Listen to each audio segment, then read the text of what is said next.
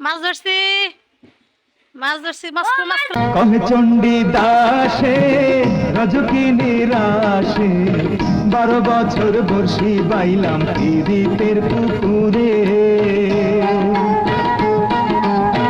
12 বছর পরে প্রথম ঠোক্কর মারে, 12 বছর পরে,